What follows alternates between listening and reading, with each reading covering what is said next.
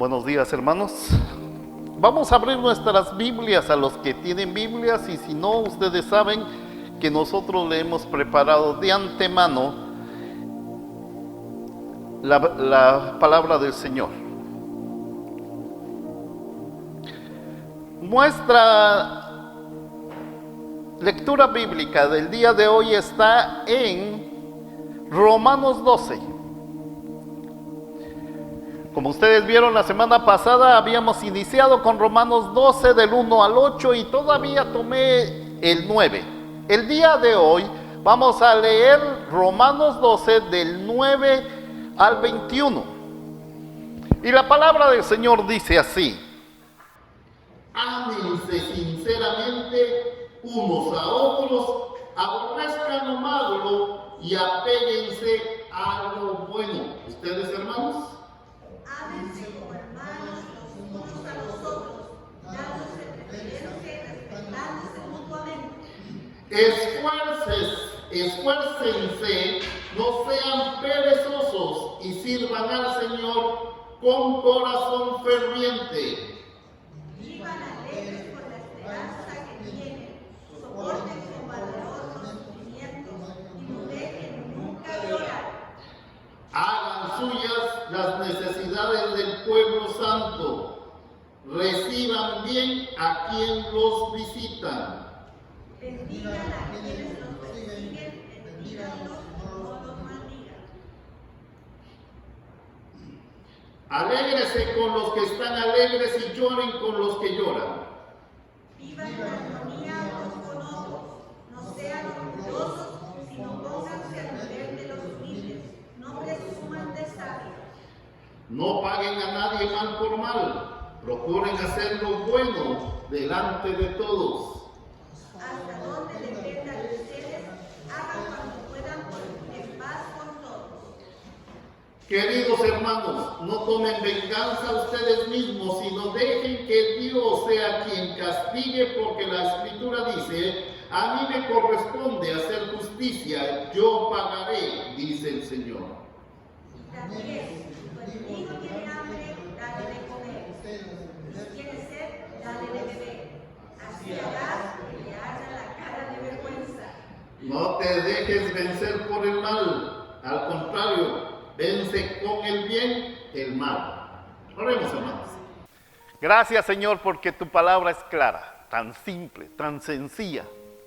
Pero, Señor, ayúdanos y guíanos a ser prácticos, porque todo lo que tú nos dices es para nuestra propia edificación.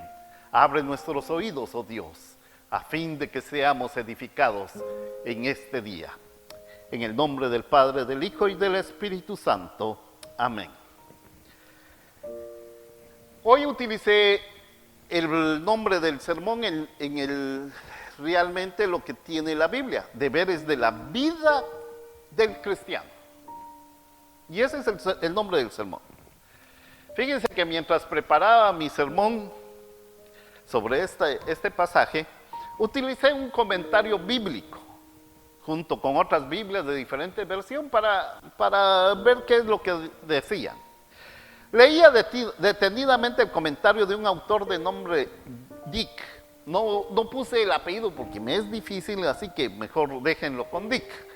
Me interesaba ver lo que tenía que decir sobre el texto bíblico de hoy en su comentario. Desafortunadamente, para mi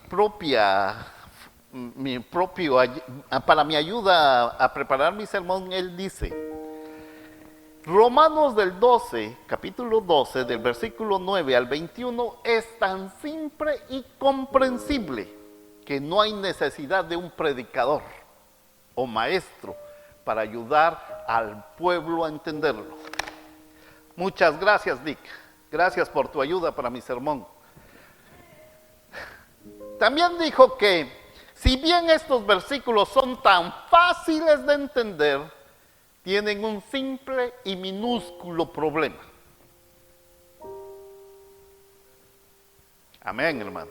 Estos son tan difíciles de practicar en el pueblo de Dios en esta vida. Pablo, es palabra de Pablo. Bendito sea Pablo por darnos su mensaje.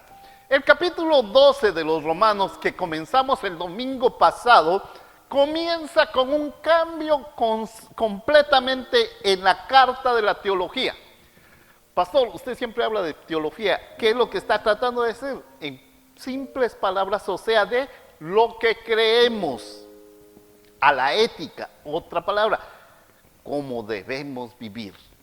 En los primeros versículos del capítulo, Pablo nos dice que presentemos nuestros cuerpos como sacrificios vivientes a Dios y que seamos transformados por la renovación de nuestra mente. A partir del versículo 9, Pablo nos dice cómo se ve en nuestra vida diaria esta bendición. El tema de toda esta sección se encuentra en los versículos 9 y 10. Ámense sinceramente unos a otros. Se los voy a repetir. Ámense sinceramente unos a otros. Pero no solo se queda ahí. Aborrezcan lo malo y apéguense a lo bueno. Ámense como hermanos los unos a los otros, dándose preferencia. Y miren esta otra palabra, respetándose mutuamente. Tres palabras tan diferentes. Y me voy a auxiliar del griego. Tres palabras diferentes para lo que es el amor. Por ejemplo, inicia con un amor ágape, que es el primero. El amor sea sincero y genuino, que es la palabra que se suele utilizar para describir el amor sacrificial y de entrega de sí mismo hacia Dios. Es un amor que antepone el bienestar de otra persona antes del nuestro. Espero que las parejas casadas puedan decir, yo siento el amor ágape por mi esposa. Solo uno. ¿Qué pasó con Débora? Las dos segundas palabras son palabras familiares para el amor fraternal. El amor en el versículo 10 se utiliza generalmente para el amor de los padres por un niño. Es un amor feroz, basado en la naturaleza nutritiva y protectora de esa relación. ¡Ay Dios si alguien habla mal de mi hijo! ¡Ay Dios si lo logran tocar! Ese es el amor fraternal. Es un amor feroz basado en nuestra naturaleza protectora. Y la frase afecto mutuo es de la palabra griega Filadelfia, lo que significa amor entre hermanos. Este no es un amor que no es descuidado y tampoco puede ser relacionado sentimentalmente. Sigamos detenidamente lo primero que dice sobre este amor. Miren, si logramos llevarlo siquiera a nuestra casa, nos vamos a ahorrar de muchos problemas. Esto es lo primero que dice. Aborrezcan lo que es malo y apéguense a lo que es bueno. El amor que es genuino odia todas las cosas malas que conspiran contra la persona que es amada. Y a menudo entra en acción para erradicar ese mal. Los cristianos han demostrado este tipo de acción de amor a lo largo de siglos. Por ejemplo, a mediados de la década de los años 40 del siglo pasado, cuando Bulgaria estaba bajo la ocupación nazi, los judíos fueron llevados a una escuela secundaria y otros edificios de la ciudad de Plovdiv, a la espera de ser deportados a los campos de exterminio. Cuando Kirill, jefe de la Iglesia Ortodoxa de Bulgaria, oyó hablar de esto, reaccionó inmediatamente. No solo oró, reaccionó. Envió un telegrama de protesta al rey de Bulgaria y prometió acostarse en la vía del tren para impedir que salieran los judíos. Acción, oración, acción y otra acción. Luego se dirigió a la escuela donde estaban retenidos los judíos. Anunció que ya no se sentía obligado por los decretos del gobierno malvado. Se quitó las túnicas sacerdotales y se subió a la valla y a los terrenos de la escuela. Se tira hacia donde estaban todos los judíos y les dice: a donde quiera que ustedes, hermanos, vayan, iré yo con ustedes. La orden de deportación fue finalmente cancelada y los judíos fueron liberados para regresar a casa. Acciones de amor. Estos judíos nunca fueron llevados de Bulgaria a los campos de exterminio durante la guerra. Este acto demuestra el tipo de amor genuino y activo de que Pablo está hablando a nivel social, hermanos. Está bien orar, pero también nos pide que actuemos. También podemos resistir el mal a nivel personal. Cuando un compañero de trabajo es tratado injustamente, nos quedamos callados. Cuando se hacen comentarios desagradables sobre un conocido nuestro, nos seguimos quedando callados. Cuando un amigo se está involucrando con drogas o está abusando del alcohol, nos quedamos callados. O cuando escuchamos comentarios racistas, ¿cómo podemos entonces actuar como cristianos de amor? El verdadero amor odia el mal y lo resiste, según Pablo. También, hermanos, muestra honor. Superaos unos a otros para mostrar honor. El sistema capitalista por lo general nos destroza desde la primaria hasta la universidad y mucho más de la universidad, porque nos mete ser competitivos desde que nacemos hasta que morimos. En lugar de ser competitivos tratando de ser superiores por lo que hacemos, el amor genuino compite para mostrar el honor y respeto adecuado a los demás. Creo que muchas peleas de la iglesia están arraigadas en alguien que se está sintiendo superior a los demás, como consecuencia de que no tiene la atención adecuada en un momento de necesidad también, o que la iglesia no está debidamente agradecida por el servicio que está prestando.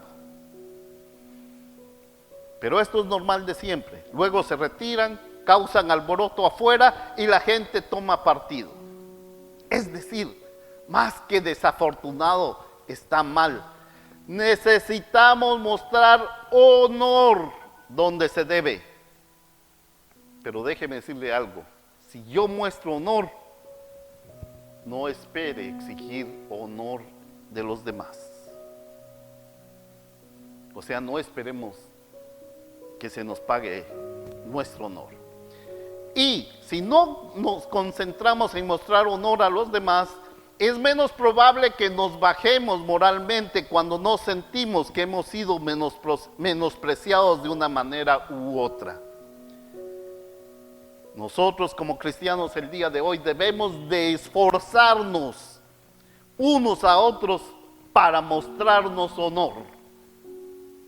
Paulo entonces cambia de marcha. Esfuércense, no sean perezosos, sirvan al Señor con corazón ferviente. No se los estoy diciendo, dice Paulo eso. Dice la Biblia esto. Nos habla directamente a Julio, Javier y todos los que estamos acá, a quienes a menudo justificamos que hemos sido elegidos por Dios y ya no debemos hacer nada por nuestra salvación y por nuestro Dios. No somos conocidos por nuestro celo o ardor por Dios. ¿Será cierto o no, hermanos? De hecho, el celo y el ardor nos ponen un poco nerviosos. Pero el amor verdadero es eso, hermano. Siente celo y es demandante. Si realmente creemos lo que decimos en los credos y lo que cantamos en los himnos, la única respuesta amorosa a esas creencias es decirle apasionadamente a los demás las buenas nuevas del amor de Dios en Jesucristo. Y ante todo, hermanos, servirles a esas personas con bondad.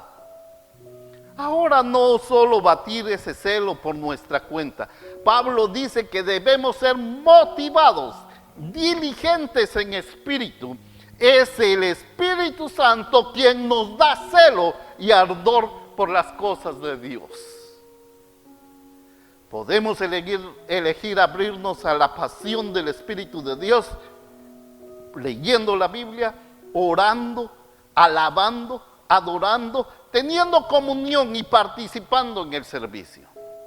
O podemos simplemente cerrarnos al Espíritu, descuidando cada una de estas cosas. El celo y la pasión caracterizan el amor delicado del cristiano. El versículo 12 contiene 3 breves mandamientos que creo que están dirigidos principalmente a aquellos que están siendo perseguidos por su fe. Un tema que Pablo retoma un poco más tarde. Regocíjense con esperanza. Sean pacientes con el sufrimiento para los que esperan algo. Perseveren en oración.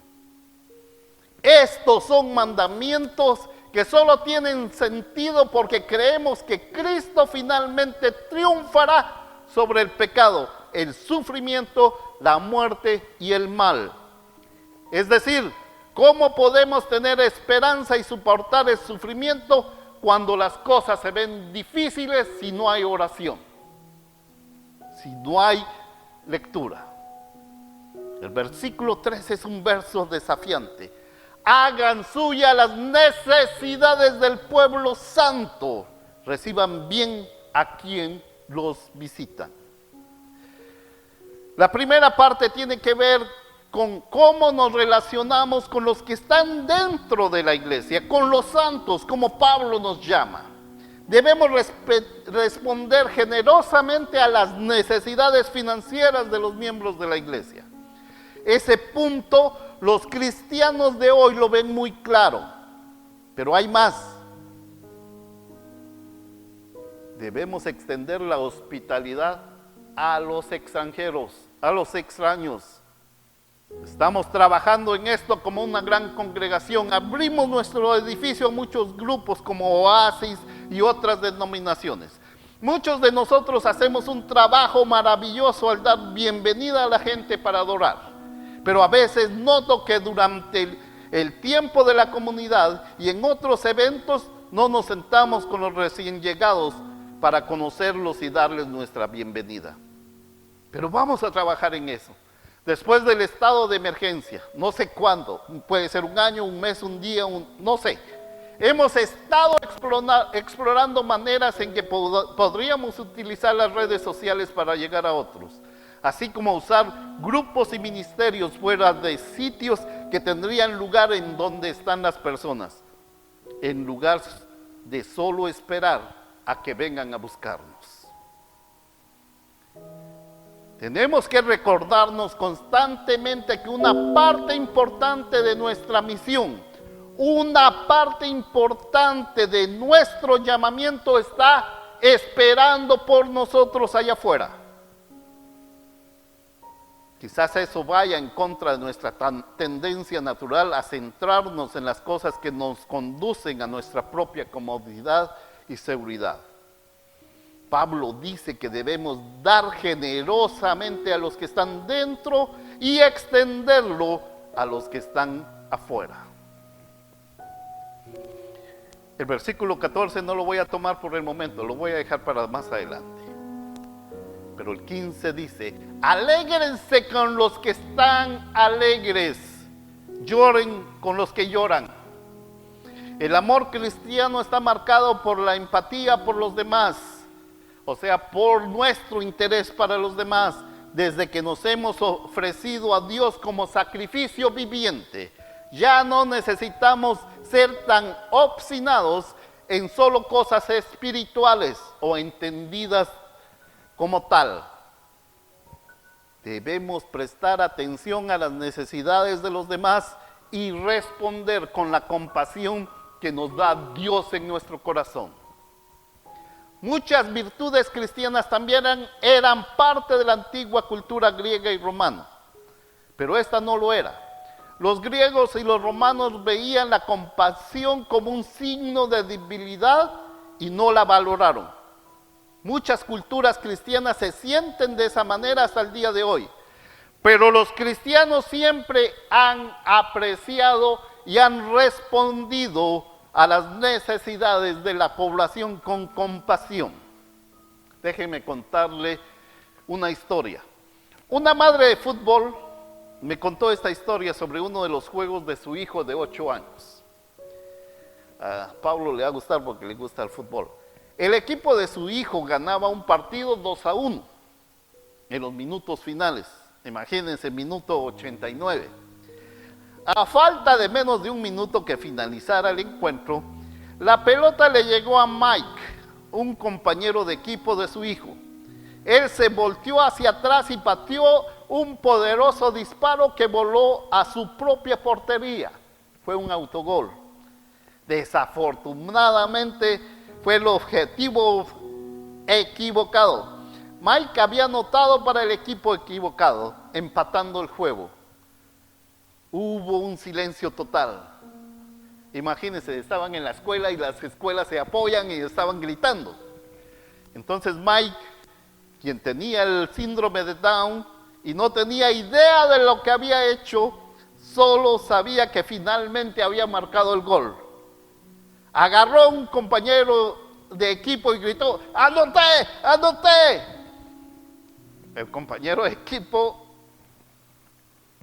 se rascó la cabeza, vaciló solo un segundo y luego respondió: ok, anotamos, anotamos. Él sintió compasión y lo felicitó. No se quedó ahí. Le dijo a Mike: dame 5, y llevó a un grupo de compañeros de equipo para abrazar a Mike y felicitarlo. Y pronto se le unieron los miembros del equipo contrario. Alégrense con los que se alegran, lloren con los que lloran. Creo que encontraremos esa virtud de compasión expresada bien en el grupo de niños.